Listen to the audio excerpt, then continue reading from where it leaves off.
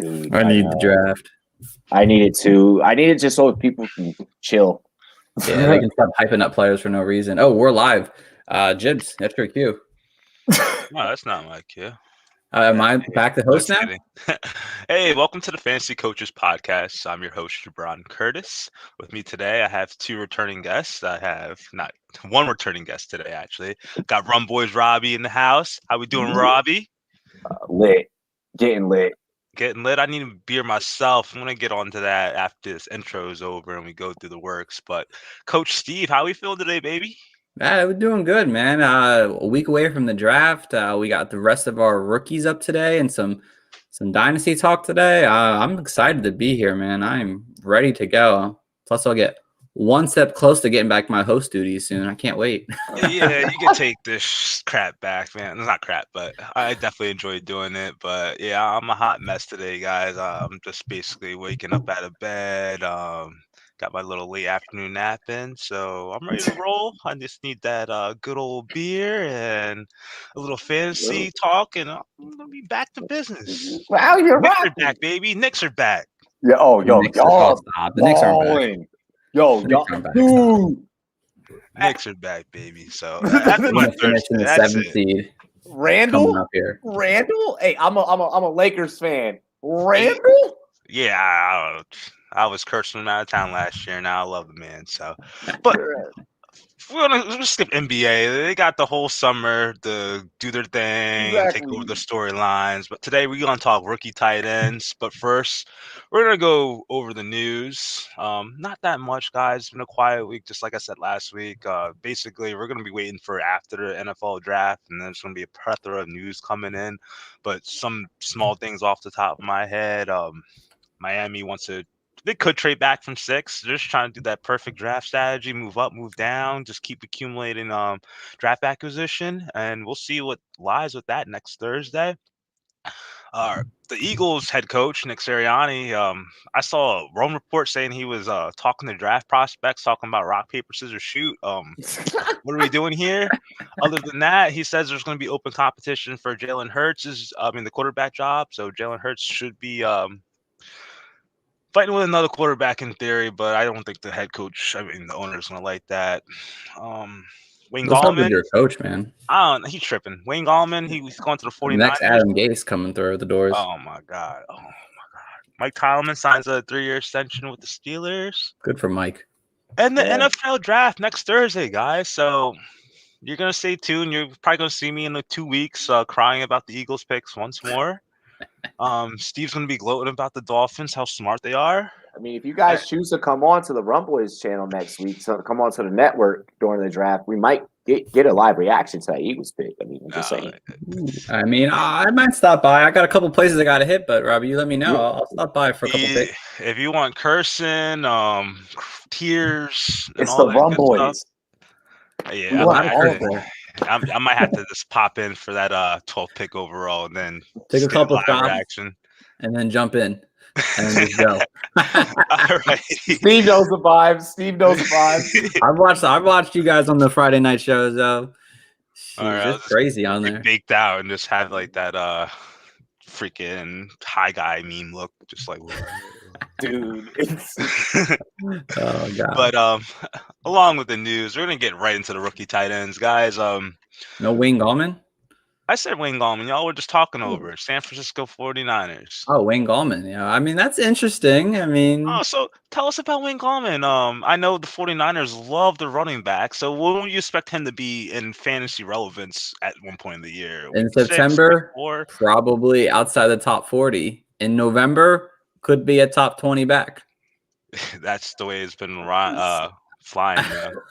My thing is it's like you don't bring in Wayne Gallman after him being RB29. Okay, this is obviously RB29 in fantasy, but I mean you're not bringing in RB29 with the expectation of him not getting some touches. Like I just don't wholeheartedly see that. Like he's definitely gonna eat. Which for all the 0 RB shooters are, which I barely like y'all anyways. But I love you guys. Watch Rumsboyz. But for all the 0 RB shooters out there, it hurts your Jeff Wilson Jr. arguments, which I'm kind of okay with because it's funny seeing you all be like, no. But I think, well, Wayne Gallman could have some relevance now. Will he be drafted on a Rumboyz roster? Definitely not. We're going to be playing in a lot of charities this year. We're going to be playing in a lot of money leagues this year, and also just educating the newcomer fantasy football player in fantasy football. So this 49ers backfield, we're trying to avoid that so that we can build a nice, steady roster and whoop ass and take names. Oh, yeah. Shout out to Troy King there. What's up, y'all? What up, Troy? He's actually going to be our next guest, actually, after the draft. So we're going to hit you up on that, boy. So, you guys are going to see Troy in rare form Friday. Be ready for that. Oh, absolutely. So, like, real quick, Wayne Gallman, the only thing you can think of, especially in Dynasty, guys, probably not in redraft. You'd probably be a waiver guy. But in Dynasty, I mean, you have to think that Jeff Wilson, you have to think Mostert are injury-prone players, and if you've seen it over the last 2 or 3 seasons they've been there, that they haven't played a full 16-game season. And I think Wayne could have himself some kind of opportunity if he gets a starting job. He probably won't have a starting job, obviously, week 1, but like I said, week 14, he could end up having an opportunity to actually be an RB2 in fantasy. So if you have him in Dynasty, it's pretty good. If you want to buy low on him, like really low, like a 4th-round pick, he could end up being something for you by November. So I wouldn't put against any running back that currently sits on that San Francisco roster. At least a few weeks of the year, they're going to be an RB2 or better at some point. So not bad. I'm with the shits. I'm not allowed to say that here. Yeah, you say whatever you want. You can say what you want, man. There's no PG-13 here. It's rated R when you need to be. I gotta remember. Sometimes I gotta remember what shows I'm on. I do so many of these. Family friendly, and I don't say our show's family friendly, but it's something that you can do what you got to do in here. So let's go. Well, I agree with both of your points on Jeff Wilson. Like for me, redraft, I skip that backfield. I'm not a fan of Mostert, Coleman when he was there, but it's very intriguing especially to your points that at one point this rotational the San Francisco running back room is going to get mixed up and jumbled up, and then there's going to be a new guy on top of the pool, and that's where the value comes in. Like I know Wayne Gallman last year with Saquon being gone. He put in some work. Like we were definitely running to waiver wire trying to get him. So it's not like the players are scrub, but the situation kind of stinks where he's at. But he will still be viable going down the road. Corey said, "What's popping?" Hey, Corey, we actually just booked Corey for a guest spot in May, so looking forward to that. Hey, look at that! Look at that! Yeah. People are hyping up Corey, man. I was like, I got to get this guy on my pod then. So all right. He just hit me up, and I'll be on his in May, and we're gonna do a very, very unique Madden draft on his stream, and it's gonna be insane. Like people are gonna get to realize the anarchy that goes inside of a Rumboy's mind. It's gonna be awesome. Tune in for that for sure.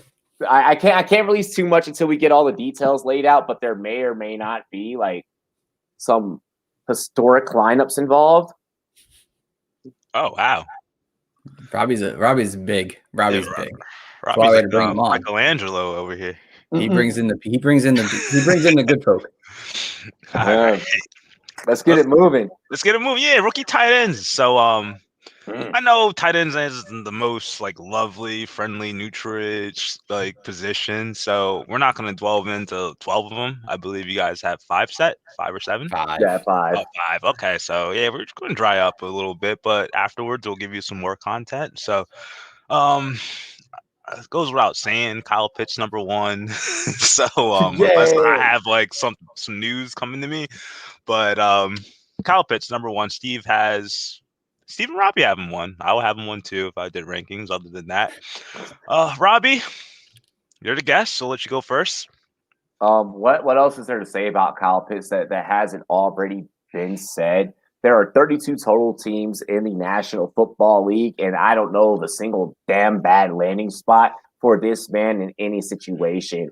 The only bad spots are if you were to land on a team where the big 3 are already in control. Okay, so that would be the Raiders, the 49ers, and the Chiefs. Outside of anything from there, Kyle Pitts is an absolute stud. I would love to see him in Atlanta. I would love to see him in Carolina.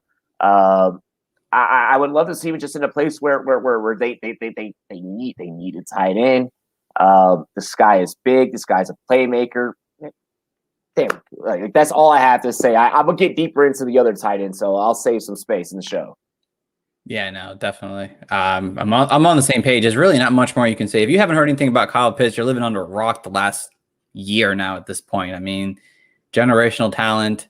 I wouldn't honestly mind him in Oakland. Honestly, him and Darren Waller. I mean, Derek Carr loves throwing his tight ends. I mean, they could both have 1,000 yards in one season. I wouldn't doubt it. But there's really not much to say. His weaknesses, his worst weakness, you could say, is that he could just be a little bit better of a blocker, and that's like the worst thing you could say about him. And I don't even want to say that about him because he's a great blocker too. Still, he does everything very well. His route running, his catchability, it's unmatched, and that's why he's being talked about as going as high as number 4 in this draft here. So, I mean, anywhere he goes, and people only say that about the blocking because they only see him as a pass catcher.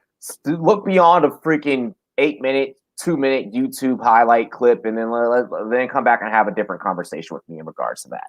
Exactly. That's why I was saying it's like it's not even a bad thing about him because he's a good blocker still. So like only thing people say about him is like he could be a better blocker. Or like, well, he's a good blocker already. So watch the film on him. So absolutely. Oh shit. We lost our get there. Yeah, I'll take over again here. So yeah, guys, Kyle Pitts, easy number 1 overall. But now these next 4 guys or so, this is basically the top highlight that probably may get drafted in your rookie drafts at this point here. And then we'll go with this one's a tie. It's Brevin Jordan out of Miami. Robbie, you got him 2. I got him 3. But I'll let you go because you got the high man on him. Tell us why you like Jordan, I guess, as number 2. I feel like he's the second most comparable to I mean, you can't say comparable because Kyle Pitts is a generational talent. I do still believe that he can be a starter. The U looked pretty decent this year. I feel like you could definitely target this guy at any level throughout the routes that he would be running through for your offense. Big body guy. He'll run a lineman over. I just like Jordan a little bit more than Fairmouth, but in the last 24 hours, a lot has came out in regards to Fairmouth in terms of some of my colleagues, where my colleagues are starting to sway me. I don't want to sway me is probably the wrong adjective there, probably the wrong word to use, but slightly convinced. I'm not moving Jordan from 2 yet. I've been on Jordan for the last month and a half. So this ranking is more so based off of consistency of me staying consistent to what I've been saying versus about fluidity. Fairmouth is a great blocker. I think Jordan, though, is a great athlete and can come out and start making some plays in year 2, year 3 of his career. Yeah, no, I really love that take, honestly. In terms of Jordan, the only reason I have him at 3 because I think Fairmouth is a more complete overall player, and Jordan, I think, is, to me, a slightly more focused on the receiving ability in his game there. That's really why I have Matt sitting at 3. I think he could be someone in those late rounds that could end up being somewhat of a surprise to any fantasy owner this year. I just love to see him do a little bit better on his route running. I don't think he's as sharp as a guy like Pitts, and I don't want to compare him to Pitts whatsoever, but he could still work on that a little bit there. And the fact that he's 2 inches shorter, that's the only other kick I could really say about him. I mean, Fairmont's 5'6", Pitts is 6'6", and he's 6'3". So yeah. I mean, the 2 extra inches is it's necessary, or it's beneficial to those guys. That's kind of why I have them ahead of him in that sense. But he's a great. When you look at the evolution of this position, I mean, fellas, we've all been watching football since we were knee high to a damn grasshopper. Okay, and I think that the evolution of the tight end, and many want to credit Tony Gonzalez for it, and I even am guilty of it too. But I feel like from Shannon Sharp, and then from Shannon Sharp on to Tony, is where we start to realize that the position has evolutionized into this pass catching type of role. And I feel like Brevin, and because of that evolution of this position, that is why I did put Brevin just a little bit above Fairmont, but allows us perfectly to segue into Fairmont, in that Fairmont is a whole whole like a holistic tight end. He can do everything. He will play that traditional role of coming off the block and then catching the pass, or you could just line him up in a straight up pass formation and utilize him as a receiver. So I get where you're coming from. These two, I think how you and I have them ranked 2 and 3 because of their skill sets. You can interchange them easily. It all depends on how you, as a football mind, want to see the tight end position operated in your offense. Right, definitely. I mean, you could think of him as kind of comparable to someone like Jonnu Smith a little bit. I think he has similar traits as a guy like Jonnu Smith in this league here, which, again, we all know Jonnu Smith, obviously, if he sees a big workload, he's great. So he's someone Jordan would definitely keep your eyes on, that's for sure. Oh, yeah. Oh, I'm sorry, guys. I had a food delivery come. That's okay, my friend. That's okay. All good. Now I need to know what you got, though. I need before we go into number 3. Like, I gotta know because I got the munchies. I got Costco chicken. Hell yeah! Salad, croissants, and a bottle of wine from my mother-in-law. Oh, look at this guy. So nice. Oh yeah, so nice. She's the best. But I believe you guys. Corey wants to know what you got. I just went through, man. You gotta get that Costco chicken. You gotta get that Costco chicken Caesar salad, croissant, and a little bottle of wine. You know, I might crack that open in a little bit. Rose. We're gonna call you Rose and James the rest of the episode. I'll get that rum too, baby. But going on over to number 3, we got Pat Fairmouth. Fairmouth. Yeah. I can't say his name either. Oh, it's funny. Steve can say that thing better than I can, so it must be. And that's a surprise. So, number 2, you have him, Steve. Robbie got him 3. Steve, tell us why. Fins up all day.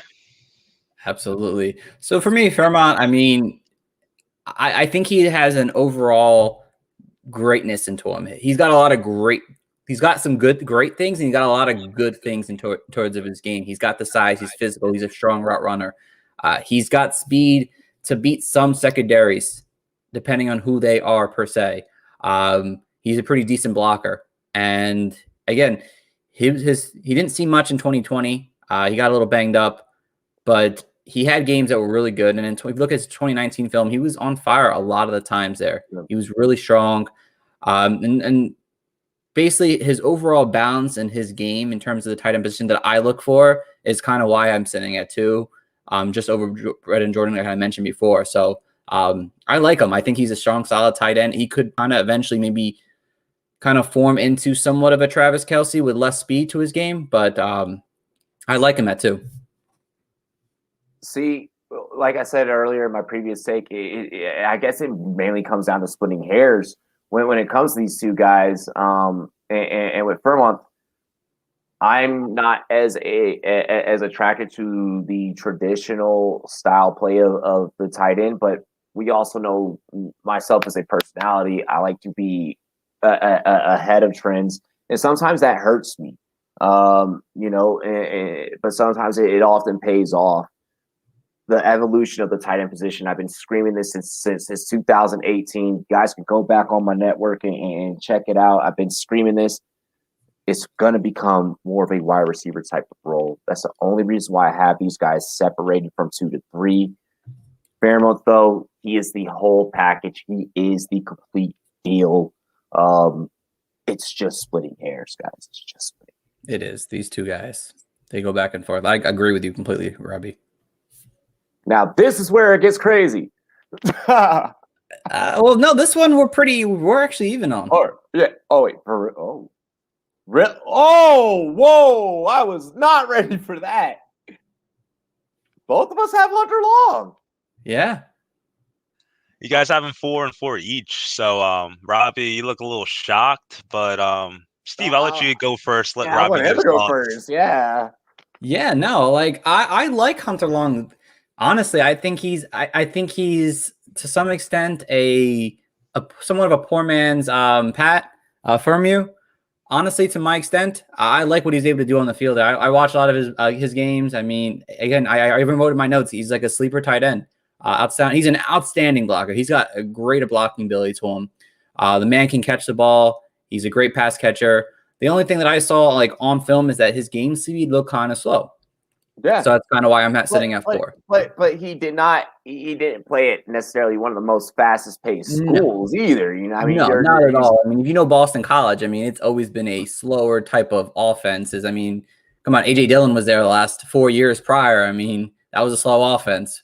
Again, it's not a big knock on him, but it's what it really is that the negatives aren't huge on him, but he just has a lot of things that are good. Not great, but a lot of good things there that kind of make him sit for me at 4 right now. He's like the next tier of the tight ends that I really like. And I hate to bring up this team again within the same episode. It's like a comedian bringing back a bad joke in the middle of their set. Sorry for Niners fans, you guys aren't a bad joke. But how we were talking about the 49ers, he reminds me of Ross O'Dwelly, right? You know how O'Dwelly, he'll come in and like, you know, if you're rostering Kittle, you're sitting back pissed when O'Dwelly steps in and catches that ball in the red zone for 5. You know, it's like, damn, you got 5 yards and now and on top of that, you just hit the fucking end zone. Like, mad, you know. And I see that same thing with Hunter Long. I want to see him. People are fantasy football is going to be pissed because I'm going to give a NFL take when speaking on a fantasy show. From an actual NFL standpoint, I don't think this guy's going to be fantasy viable for you. But from an NFL standpoint, I wouldn't be pissed off if the Chiefs grabbed him. And now you got him as a 2. Hey, Jody Forson, I know that you follow me on Instagram, and I love you, brother. But you don't do anything for the Chiefs. They never do. They never run 12 personnel. If you got Hunter Long in there for the Chiefs, now we're adding more longevity onto Travis Kelce's career because now Kelce doesn't have to do as much, and you're still going to get the same production out of Kelce because he's Kelce, you know, and he's a tight end 1. But now, if I'm in Dynasty and I have Kelce, I now got Kelce for longer, for extra maybe year, 2 years than what I was already expecting. I like that take. Too bad Kelce gonna smack him on the side of his head, be like, "Yo, that's my touchdowns. Those are my yards, boy. You sit down and earn your right." Just like hey, you right, Kelce, a low key brother, just so everybody know. For sure, he a dog right there. That's for damn sure. Got all them reality TV shows and everything. Mm-hmm. Good for him. And then just Kelce, you're invited to my cookout, by the way. So next plane out. Oh man. All right. Cookouts galore. But here's where you guys get a little I guess have some different thoughts here. It's just the last guy on my board. It's the last guy. So basically, Robbie, you're gonna be talking about this guy, Trey McKitty. You have him ranked 5. Steve hasn't ranked, but probably not within the top 5. So go on, give your little take on that, and then Steve will probably follow up and give his take on the next player. So we gotta bring the comedy, right? I mean, aside from this guy just being amazing, Last name's right too. There we go. Like, come on, like for those that are inexperienced in fantasy football, like, and if you somehow get sucked into a dynasty league. Like, this is the type of person that you go for. You're like, oh, what's your last name?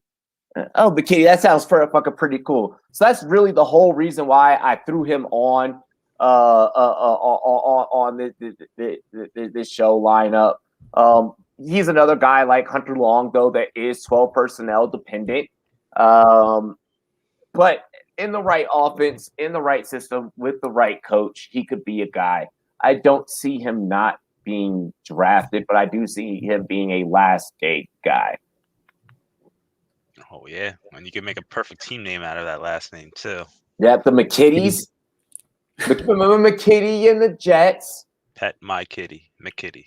Oh yeah, see there you go. Pet my kitty. Yeah, there you go. That's solid. Careful. Some people are like, oh my god, they just said that. Make sure you're in like a nice private league and everyone you know, so you don't. Yes, don't offend anyone. We don't want to offend anyone at all. But Steve, you have any takes on Trey McKitty? I really don't, honestly. I honestly didn't do too much research on him, so I really don't have a strong take on him, honestly. There wasn't many tight ends after the top 4 for me that I really had enough information I felt real comfortable with. That's kind of why I stuck it to 5, because after the top 5, it's kind of shoots at that point, and no one really stood out to me that was like, wow, I have to talk about him a lot because any particular reason. Oh, sounds like redraft season. The problem is when you get into like this part here, like pretty much after Hunter Long almost, a lot of these guys, they all kind of play at the same pace. So they're not so and let me add this into fantasy football context for everyone out there. And to allow it to fit into our draft context for the purposes of this episode. Let's look at the tight end position last year from after the big three. Good. Yeah, the tight end position last year was he was being sarcastic as fuck. I just caught on and I was like, oh wait, I see what you did there, Steven. But no, we look at the tight end position last year. We're talking from tight end 4 down to tight end 20, a separation of 0.3 between each. Okay, give or take. That's not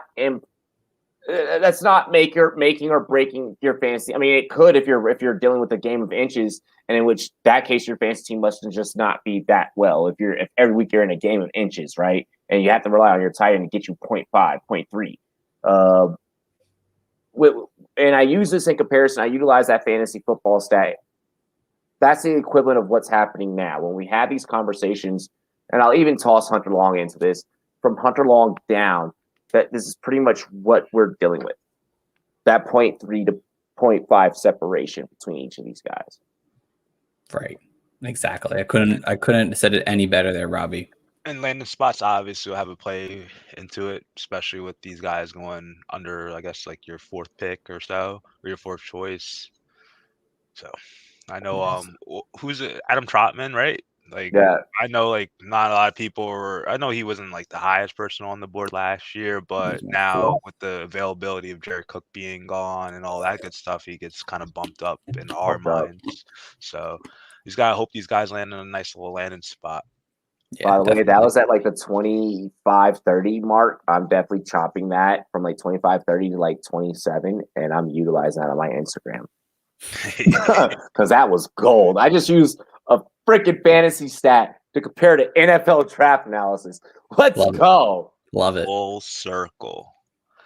And my number 5 was Noah Gray from Duke. I mean, there was a couple things I liked about him. I thought he was pretty solid route runner. He's shown ability to separate from his defenders, kind of be able to make grabs away from his frame, but wasn't really a great blocker.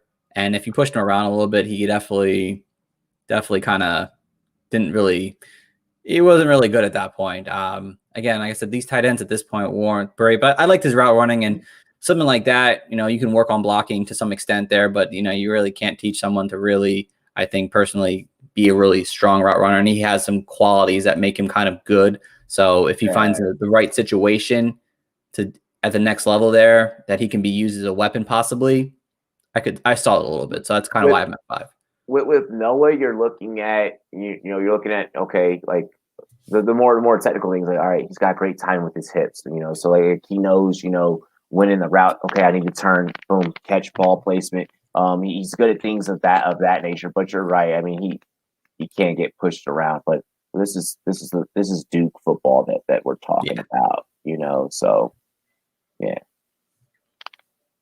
All right. Well, I mean, you got Jibs. I want to cut you off there. Nothing to cut off. Shit. All right. Well, that's the end of our tight ends, guys. It was going to be quick. It wasn't going to be a quick. Wow. Well, we're not ending our show on that. We're going to give you guys a little bit more information, a little more stuff today. We're not going to just cut off and just talk about tight ends because it would have been kind of a boring episode. So we want to bring some other things. And so next on our list, Jibs. We're going to do NFL draft predictions. So the bolder takes, but I'm sure each of us came up with 2 of them. We'll delve into what we think or what's going to happen as a prediction. And I'll start first. So in the NFL draft, the lowest amount of defensive players taken has been 13. It happened twice. And I believe they'll set a record this year. Honestly, I don't think it'll be far-fetched for for me to think like a defensive player will be taken within the top 15, but I think they will break the first round record of having 13 defensive players or less taken in the first round of the NFL draft. I can see that. I could see it. I think it's gonna be a lot of corners and a couple linebackers, maybe one lineman or two. Yeah, I like that take there, Jibs. Yeah, this isn't a defensive draft. This is definitely an offensive draft for sure.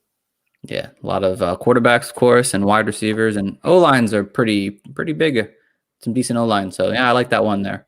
Not the tackles, though. They've been crying about them defensive tackles. I know that for sure. Yeah, it's a bit of an interior kind of thing. So, that's for sure. Yeah. Robbie. Let's see. So, a bold prediction for draft night of the first round. I need to go bold. All right.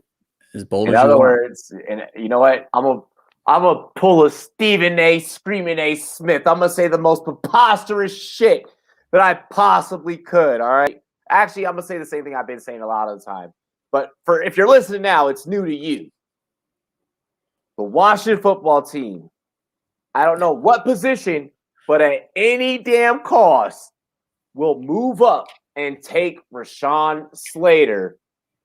All right. Lineman, guard, Northwestern. You guys saw him erase Chase Young from the stat sheet when Ohio State played Chase Young or played Northwestern. I'm telling you, Washington's got its mind right. That's what we're doing. Wow. I thought you were going to say quarterback, but you went O-line. No, we don't need it. We'll wait till next year to get a quarterback. Wait 2 years to get a quarterback. This is Washington, okay? We do stupid shit. All right, but we just need to make one smart move for this instant. Well, you better get them cards out of Dan Snyder's hands. Tell you that much, bro. I know. Look, I haven't had to enjoy a Lombardi in 27 years. Okay, I was in onesies the last time that we won a damn Super Bowl. All right, all we need. Fitzpatrick can lead us. We can work with Fitzpatrick for just this 1 year. I believe I'll take the odds of just having a 1 year Super Bowl. We need to go get it now. Bring in Slater, protect Fitzpatrick, and just let him go to town to McLaurin and Curtis Samuel and Logan Thomas and Adam Humphries when he decides that he doesn't want to, when he wants to toss his Walker aside, and let's go. Like, let burgundy and gold, baby. Oh my God, bro! I will take a real life Super Bowl any day over a fantasy football championship any day. 100%, 100%. I guess I'll go with my one and your team wins it same year. Lucky guy over there. Oh, but that was a flex. That was a real rubbing. Yeah, he's like, "Yo, welcome my trophy championship in my lifetime." That was not nice. That was not nice. Yes. All right, I guess I'll go with my first one here, and what I'm gonna say is that there will be a record of wide receivers to go in the first round of this draft here, and I'll name off the wide receivers that are likely to go too as well. So obviously Smith, Chase, and Waddle, Bateman, both Moores. So we got 6 right there, and I think Tony goes in the first round as well. I don't like it, but I believe it's possible he goes in the first round too. And the last one is Marshall sneaks into the first round there. Let's go. So we got 8 first-round wide receivers. Some of them I don't agree with, but just the way everything's turning out and the need for wide receivers and the teams that are at the end of the draft that really need a wide receiver too. There's so many good wide receiver twos in this class here that they're just going to get scooped up in the first round this year. Bro, like Marshall is the slot receiver to get in this draft. We're talking 82.1%. I think I said like something like close like 90%. But I think it's like someone else had like that stat or their research, like based off their research, they had 90%. But when I went back, PFF has it at like 82.1. Yeah, dude, that is for those of you that look for sneaky slot receivers in your fantasy drafts to be your flex plays. Whenever your running back, your third running back, I'm talking to my running back heavy guys out there, is out, on their bye week, and you need that sneaky, wide receiver to just fill in really quick. Maybe you don't have enough running backs or run backs that you have. You're like, man, nah, fuck that. Terrence Marshall, I'm telling y'all, the same thing I did with T. Higgins last year, how I was flexing T. Higgins. Y'all are going to do that this year with Terrence Marshall. Watch yourself, I promise. Love it. I guess my turn will be next. Yes, sir. I really don't have one, but I'll say the Denver Broncos will not draft a quarterback. They will get jumped twice. I could see that. Doing stuff. I could see it too, honestly. That's because Drew Lock did not ever have a fair chance. He still hasn't yet. I could see that. Sorry, Broncos fans, but sorry, Broncos fans. Another year with Drew Lock. I spent my second one giving Terrence Marshall fucking my second one. I'll go for my second one really quick. Najee Harris does not get drafted in the first round. I like that one. I like no running backs in the first round too, but I like that. No running. No, yep. I'll upgrade it. No running backs in the first round. I like that. I like that a lot. Oof, I got to come up with a big juicy one here now. Oh man, I got an extra credit one too. Extra credit one? Okay. Yeah, I thought of.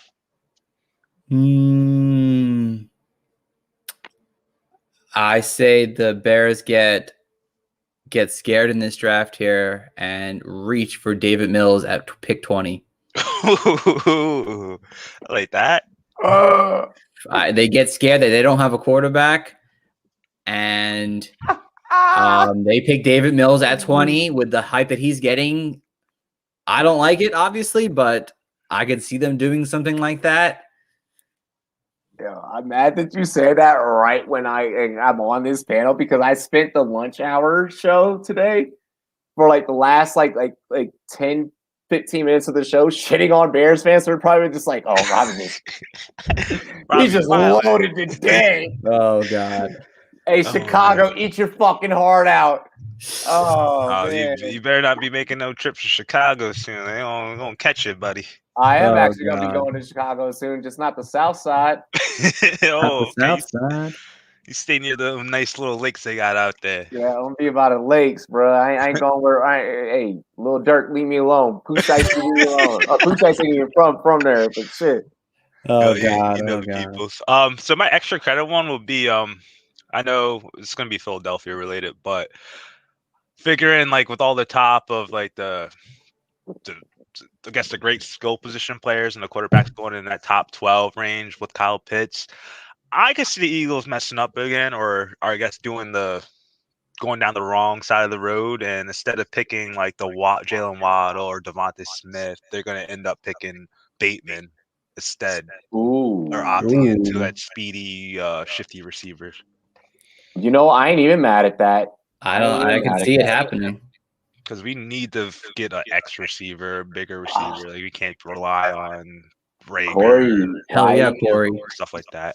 Especially Corey, why you do that? Why you do that? Ooh, okay. Oh, Austin Watkins for sure.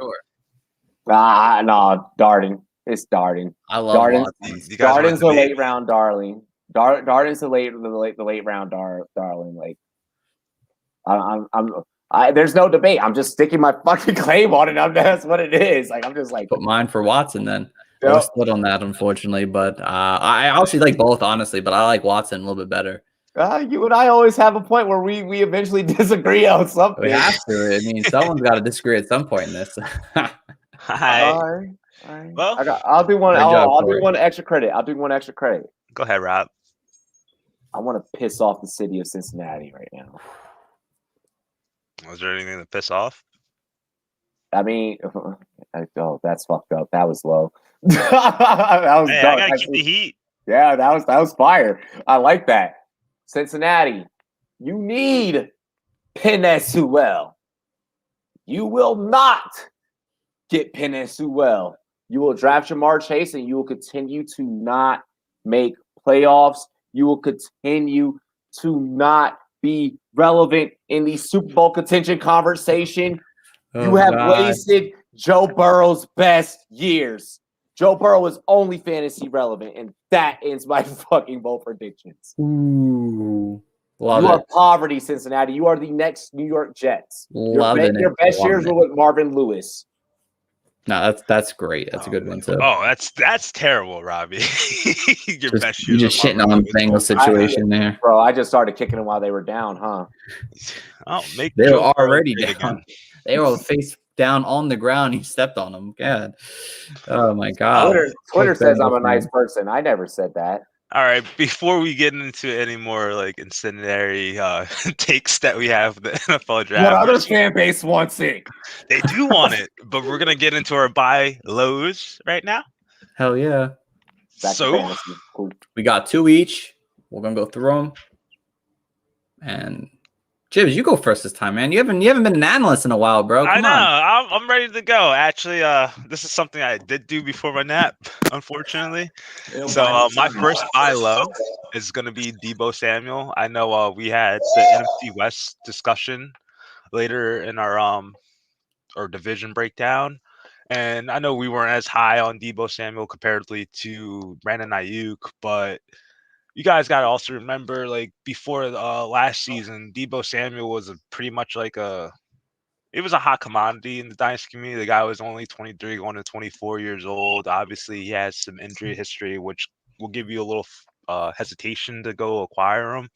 And given the San Francisco climate with I guess just their whole injuries in totality, it just kind of makes you kind of wonder. But last year, like they didn't have Kittle. I know Ayuk came to stardom, but they have some departures. And like Steve, like I always say, like I'm an opportunity guy. I like to find the missing targets, the missing carries, and Brandon Ayuk led the team in targets last year, like 100, almost near 100 targets. But then Kendrick Bourne was second on the team with 76. He's gone. I'm figuring George Kittle will get some more thread. He was only at 62 targets in like the couple games he played last year. And then the fourth person on that team was Jordan Reed. He just retired. So like right now, there's 100 targets to go around. I don't think Ayuk's going to be getting 100. I think him and Debo probably will be kind of close near each other. But and then Debo had 42. So I think like there's some wiggle room for him to improve. He's still a young asset. Everyone has Brandon Ayuk in their like crosshair. So I think instead of being that kind of like late first round value, I think he kind of tailed off a little bit. It gives you like a little window to buy low on him. And I like it. We are figuring San Francisco's going to get another quarterback coming soon, a better quarterback than Jimmy G. You've seen how the NFL is kind of like going. They have more and more college concepts. So like we see all these like little, I would say little receivers, but these receivers that make impacts into the line of scrimmage. I think Mac Jones, I think Trey Lance, I think Justin Fields could do that exceptionally well, especially like Justin Fields being that. Like I know they're saying he has accuracy concerns, but you can't fuck up a pass -5 yards behind the backfield. So that's where Debo Samuel comes in, and that's why he's one of my buy low candidates. I like that, and I just want to add, Debo, you're awesome. You know this, and we have some baller ass memories, bro, and you're the shit. You're a fucking celebrity, dude. Way to go, Jibs, man. First time back on the mic, Yeah, really, no, and bro, now he's spitting it, man. Wow, I love it. Come on. I love that a lot. Definitely. Again, there's not much more to say. You said basically everything that I was going to think about saying, but yeah, I mean, he's definitely the cheaper of the two between Ayuk right now, and I think he could just be as good as Ayuk as long as he can stay healthy. So, yeah, I love that take there. Robbie, you can go next. Hell yeah. Oh shit. Some people my fucking phone going off. My buy low that I am interested in right now. Man, people are gonna hate me for this. Their ADPs are falling. It depends on your draft strategy, but I think that Josh Jacobs right now could be a buy low for you. Because he is falling and I've seen some mocks where he's like falling in like the fourth round. Like people are just like, yeah, no, fuck that. I'm done. That's terrible. Yeah. So he's one that I don't want to take a chance on, especially after he did what he did last year. And I don't want to take a chance on because of Kenyon Drake stepping into the premises. I mean, we've all seen Kenyon Drake for years where it's like, man, this guy should be a starting running back, and then he doesn't really get the chops. They don't give him the role. I think they brought Kenyon in for a reason. I think Kenyon was brought in for a reason. So I like it. I like it a actually, lot. either one of those could be buy lows for you. I like those. So I'll package them both. I'll package them both in the same buy low, if that makes sense. Can I do that? Am I allowed? Yeah, to? you absolutely can. The Raiders backfield. That's what we'll call it. Yeah. That's good. I mean, obviously their values are drenched right now, and we don't know what's going to happen with this backfield. Honestly, we talk about like it's going to be terrible, but do we really know? To some extent, no. We don't realistically know because of how talented both of them are. So for all we know, they could both end up being top 15 guys. What if they're like the Cleveland Browns guys? What if they make an impact like that? I don't know any more situations like that. Well, here's the thing. True. Here's the thing. Fantasy analysts believe that cannot be replicated, and I'm sorry, but it can. Sure, damn can be. Sure can. So, I mean, to each his own. I mean, you're able to subscribe to whatever theory that you want. I think that backfield in a whole, just as a buy low, people are afraid. They're worried. They're trying to stay away from it. Just the same thing as you're going to notice a couple of backfields that are like that. Arizona's right now. Pittsburgh's right now. So I mean, you guys have these options with these backfields where if you're looking for these flex plays, this is where you go. You don't go to Houston though. You don't do that. Don't go to Houston. No one goes to Houston. No, I love that. So I'll go now. And my first one's Damian Harris, running back, obviously, of the New England Patriots. And again, you really don't, obviously, no one really wants to ever buy into the New England backfield per se. And I get it. I definitely get it. I'm not saying he's a future high-end RB2, but he could still end up being a very decent RB3, maybe a low-end RB2. I mean, let's think who's back there. Sony Michel, injury-prone, not very efficient when he's had the ball in his hand. James White is basically their passing downs back, and that's about it. He's also going to be 29 this coming season, too. So let's take that into consideration. Then you have Damian Harris, who I think can be both. I think he can be a reliable runner. He's basically their most reliable runner outside of Cam Newton.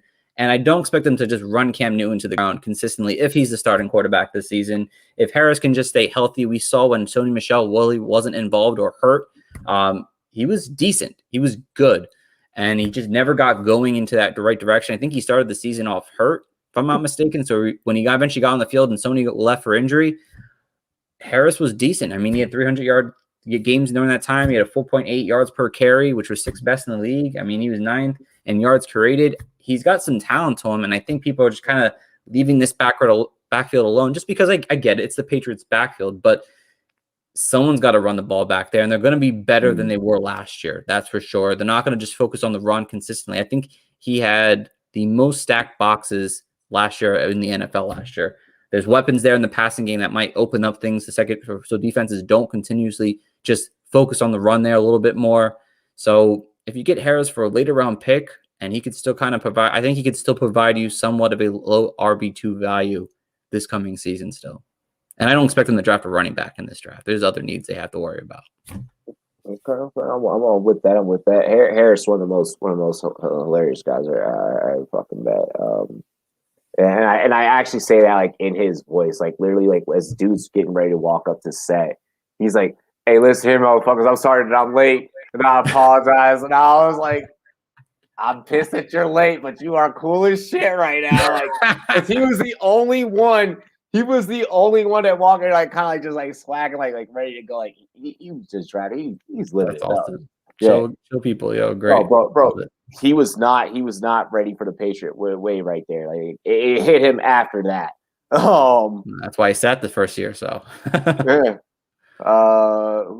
Jibs, we're back to you, I think now, my friend. Give us pennies on the dollar, man. You're on mute too. You want pennies on the dollar? I got you, bro. If you're playing in a tight end premium league, doing a dynasty, and you're kind of just like, oh man, I didn't get Kittle, I didn't get Kelsey, Waller, and I really don't want none of these middle and tight ends. He's gonna do it. I know what he's got to do. Guy for you. His name, not sexy, sounds like a bad word, but it's Anthony Ferkster out of the Tennessee Titans.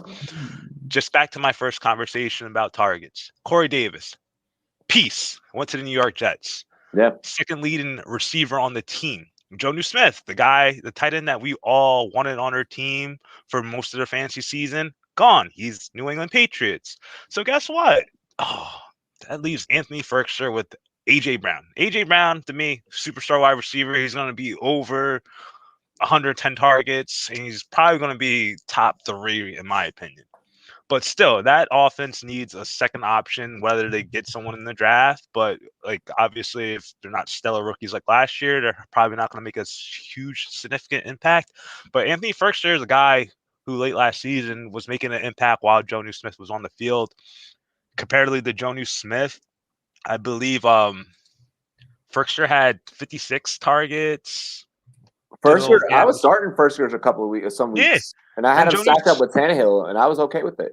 Yeah, and Jonnu Smith had 65 targets. So comparatively, like like he's gonna have more involvement in the offense. Tennessee, as we've seen the last couple of years on that run first team, they like to have their tight ends on the field blocking, and that gives them opportunity to make some plays down the field as well. We've seen Firkser score some touchdowns. There's opportunity lays with him. I don't expect him to be like blowing out of the waters, getting like the top 12 in the position. But for someone who provides some weekly value at a cheap cost, I love Firkster, and I will recommend getting them literally for the cheap because he's probably he could be on your waivers. He could be your last your Mr. Irrelevant, honestly. Yeah. Definitely. I like that. I think he's going to see a decent target workload this coming season here. So one of the things that I want to add, my reputation has to precede itself. I am the stack god, and I always help you guys. Yeah, and I always help you guys find those low key stacks. If you're gonna high key stack Tannehill and AJ, and that's your plan heading into the draft, and AJ gets sniped from you, you're not able to secure that right away. It's AJ Brown season. You're gonna have to go up for him. But if you're not able to secure AJ and you're still looking to stack, don't deviate from that Ryan Tannehill situation because we already know what Tannehill is good for over the last 2 seasons. Especially if you're in Superflex, you can make Tannehill your QB2, and you can add add Firkser as a late round tight end stack. Boom! Now you got your QB2. Hopefully, you've already stacked up your QB1. So if you followed the last mock I did with Heath Cummings, I did this technique. I went Josh Allen, Stephon Diggs, boom, and then I went Tannehill. I couldn't get AJ Brown because I had given my hand away. I pretty much given my hand away already what I was going to do. So I instead waited, and then when Firkser came around, I made him pretty much my last round, quote unquote, Mr. Irrelevant.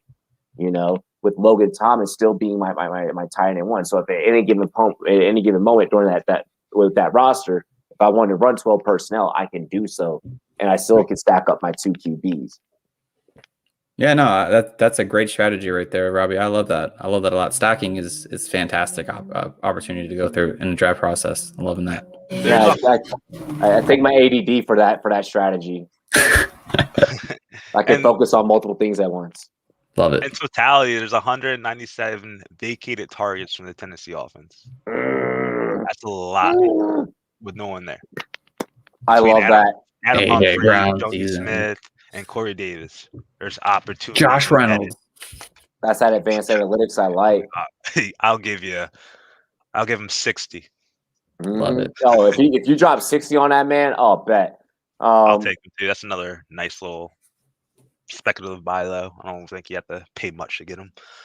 Hey, way to play smart there. Way to teach the viewers out there that if anyone that is new to fantasy football, they Jim just gave you some next level shit, and I just tossed on some more next level shit on top of the next level shit that he just added. Make sure you guys took notes during that. That was at about the at about the 50-minute mark, right up to the 54-minute mark, where that was done. So you guys can go back, fast forward, replay this one. I really recommend that for your book of knowledge out there. Yeah. I'm gonna add one more for you guys out there in terms of buy low, and it is going to be Cortland Sutton. It would be a crime to not bring up third on my list. And I figured that one of you guys had him, but I'm gonna go ahead and take liberty of breaking down Cortland Sutton to you guys, just off the top of my mind, knowing what I know and knowing the same thing that everyone else out there knows. He's going to be coming back healthy, whether they stick with Drew Lock or not, and they're probably not. Okay, Mac Jones is a pretty decent passer if they do end up with Mac Jones. If majority of mocks out there have their way and Mac Jones ends up to Denver, like most of us suspect, and most people out here in the Colorado area where I live suspect, then I think that we could see a potential resurgence in. Of course, this is going to be dependent on how the quarterback competition breaks down in camp, but we could see a potential. In either way, we still see a resurgence in Cortland Sutton because he's going to be the clear cut number one. Judy hasn't done enough to show that he can be that 1-1-1 type of guy. So expect big things out of Cortland Sutton. You're going to be able to buy low because of injury. I think his ADP right now, referring back to that mock that I was talking about earlier, I think it's somewhere around like the 10th round. Like he's around where you can get Robbie Anderson at the same damn time. Like you can get like Robbie Anderson, Julio, and him like all in that same breath. So be on the lookout if you're in that 8th, 9th, 10th. I'll even toss in the 11th. I'll give you four round options there. If this guy's name is there, you're gonna rock with it. Yeah, definitely a great one there, Robbie. That's for sure. Cortland Sutton's being undervalued like crazy right now in Dynasty. Loving that. I guess I go to mine. Then this is for more of those contending teams right now. It's Tyler Lockett. And I know he's a little bit older, and you obviously don't want to buy into older players, and I get it. But in terms of you're a contending team right now, there's no way that Seattle adds anyone of significance in the draft in terms of wide receivers. I just don't see them doing it. They don't have a lot of picks, and they have major needs in other places. So Tyler Lockett, obviously we know, just signed a 3-year deal, extension actually, with the Seattle Seahawks. I mean, this guy, he just, again, kind of like Cortland Sutton, kind of underrated. I mean, we know that he's kind of up and down with his fantasy numbers. Sometimes he has huge weeks. Sometimes he has like nothing. But I mean, throughout an entire season, I mean, he's going to have 8 touchdowns, more than likely, 3 straight seasons, 900 yards, 3 straight seasons, more than likely. And I don't see a way he doesn't have 100 targets. If he has 100 targets in the season, he's got to be somewhat at least as a wide receiver too. He may not help you every week, but he'll help you win some really big weeks at times. I think he's someone you could get on a lower value, especially if you're a team who's not competing and really doesn't want to deal with Tyler Lockett on their team. I'd like to buy in a guy like that right now before the draft. I was so torn on him. I'm starting to come around on him. It just kind of makes sense. I mean, especially if you're like trying to win, I feel like he can help you win. What at a point? It's just like the volatility is kind of like irks me sometimes, but still, if you're a contending team, like you kind of said in the beginning, like it makes perfect sense. You're gonna get like a high-end wide receiver 2, and then you'll get your wide receiver 3 most weeks. But wait, is that your? when he booms, he booms. Is that your That's a buy. sell? Is that your sell or your No, it's a buy? buy. Okay, yeah, Lockett. Okay, yeah, I buy low. But at the same time, I would sell Lockett too, though, real quick. If you could get a big number, if you get a first-round pick for it, I definitely would be okay selling. But if you could get him for a second and a player back, if you're a contender, I wouldn't hate it. That's what I would do. I would do second and a player, and that's what I would do. I would. I'm on the opposite aisle of Lockett just because I had rostered Lockett last year and only got like 2 good games out of him. Well, maybe like around like 4. But like Huge games, not big. Huge games, yes. Yeah. I only got like many huge games. Yeah, exactly. So I mean, I'm on the opposite side of the aisle there. I'm more so of a sell on Lockett. I agree with you. That's why I said I was torn on him. I respect it. I definitely get it. I just say he's going to be the wide receiver 2 on that team, and there's going to be times where he is considered the 1 on the Seattle team. There's going to be times and weeks where DK is considered the 1 and DK is considered the 2. But exactly, I'd rather have DK out of the 2. Oh, of course, absolutely. I would definitely rather have your DK, arm and leg, and your firstborn and your grandchild too. Mm-hmm. So the last portion of our segment for tonight, guys, will be some sell high players. Just like our buy lows, we have 2 each. I will start off this one, and I'm taking the low-hanging fruit based off some conversations we had earlier in this offseason, and it's going to be Alvin Kamara. For me personally, like the guy's a stud. We know it. He's pretty much a top 5 dynasty running back at the position, but I have concerns about like his output going forward without Drew Brees. We saw a little experiment with Taysom Hill. Yes, Saints won games, but Alvin Kamara looked pretty much lost. I'm very confident that Sean Payton is not going to wake up like a dummy and forget how to use them. Like, he's still going to be operating as like a main focal point of that offense. But Alvin Kamara, like, he's been making his money off receptions, catching the ball, making an impact in the passing game over the last 3 years. And like, just for instance, last year, Alvin Kamara averaged 12 and a half carries per game.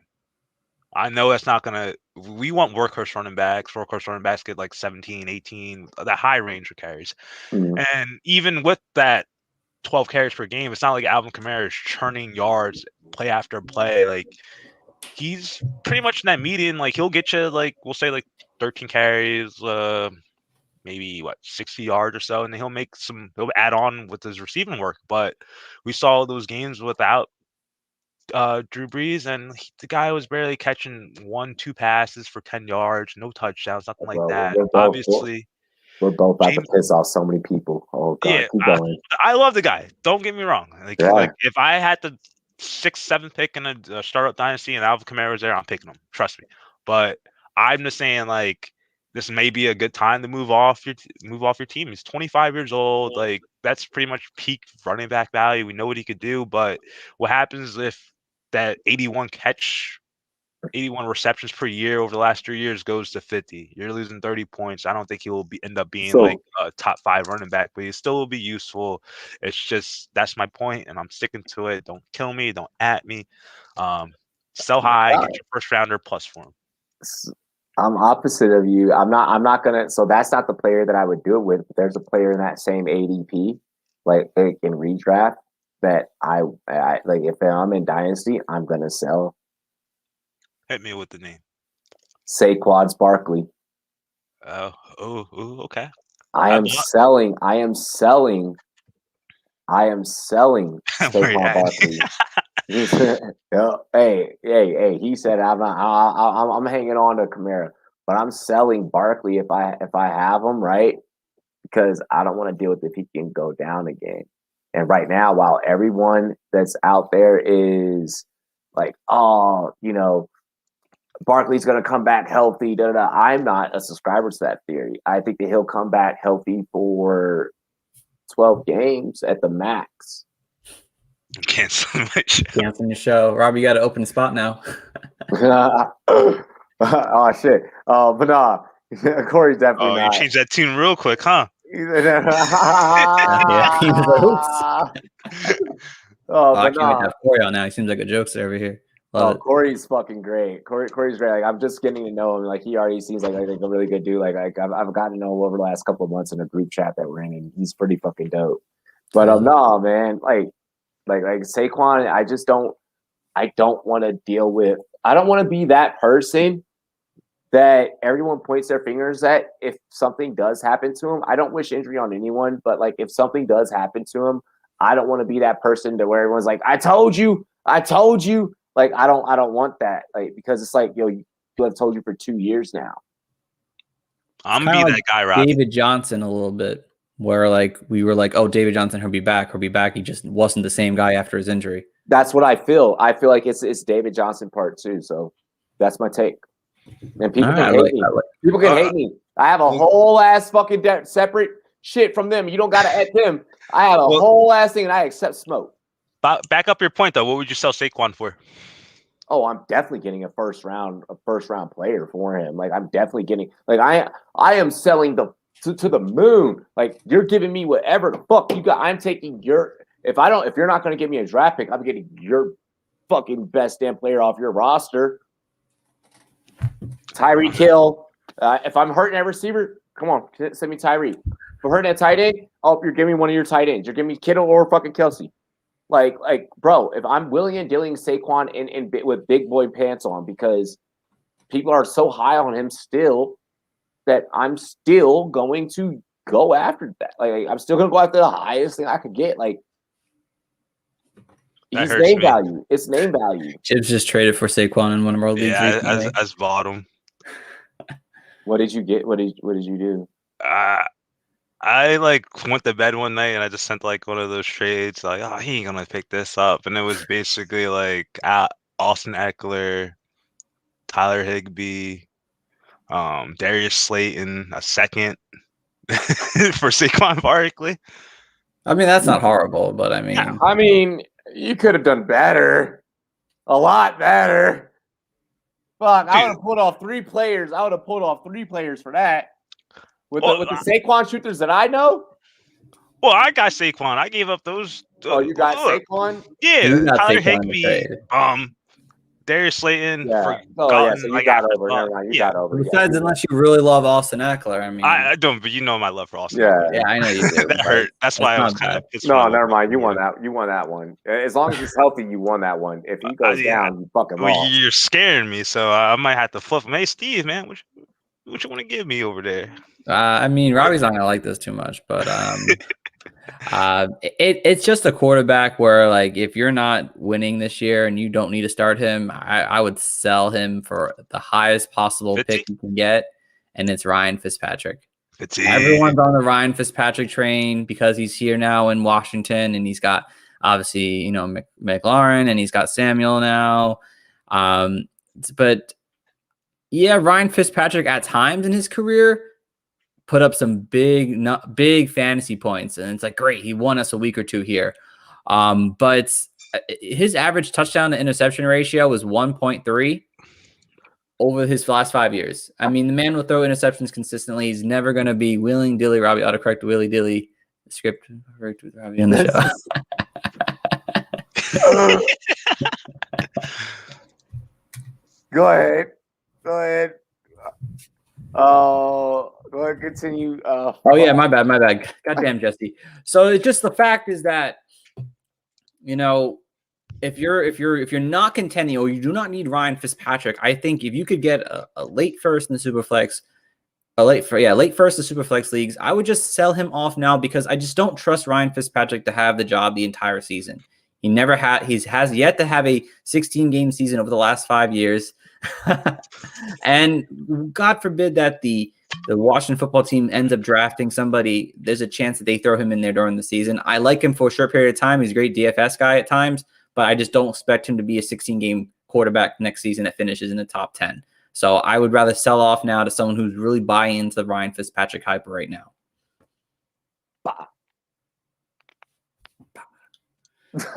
Boom.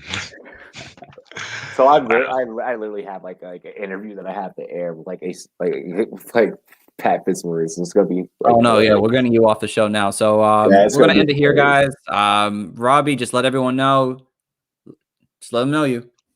Go over to my YouTube channel or my Periscope. Are we still using Periscope? Are we still calling this Periscope? I guess I don't know. Yeah. People on it. Yeah. Periscope. Whatever. Catch me live in the next 10 minutes with Pat Fitzmaurice. We have a very intriguing show for you guys. For those of you out there. So make sure spread the word, share that. Other than that, Google me, Rumsboyz spelled with a Z. You'll find me everywhere else that you need to find me. TikTok, Instagram, Twitter. Yeah, I love you guys. Sports Me. Don't forget Sports Me. Oh, Sports Me. Yeah. You gotta plug it in, bro. Not a sponsor. Yeah, download the Sports Me app if you guys have not already. Everyone should download the Sports Me app. Interactive, back and forth, battle content, the same way that you saw all of us here on the podcast go back and forth. Well, instead of you sitting in the chat and spectating, you could get in on the action in real time. Baby. Let's go. Love it, Robbie. All right, my guy. Thank you so much for joining in. As always, man, you always bring a fire energy to the squad here, man. I love it. Rob. We'll obviously get you back on again at some point, and we're going to wrap it up, guys. This is one of my favorite shows to feature on, just so you guys know. I appreciate it. We appreciate that, man. I love it. So, as always, guys, we're not going to be on next week. We're not going to get on until after the draft is over. So, as always, please go check out our website at www.thefantasycoaches.com. You can follow us on Twitter at Coaches Fantasy. You can follow me at Coach Stephen P on the screen. You can follow me at Hot Take Hunter on Twitter. I won't be your host anymore, but I'm coming with the analyst heat, baby. Let's go. Yeah. So we'll be back in May to start our next shows, guys. So we appreciate you guys for listening in today. Tune in until next time. Take care and have a great one. All righty.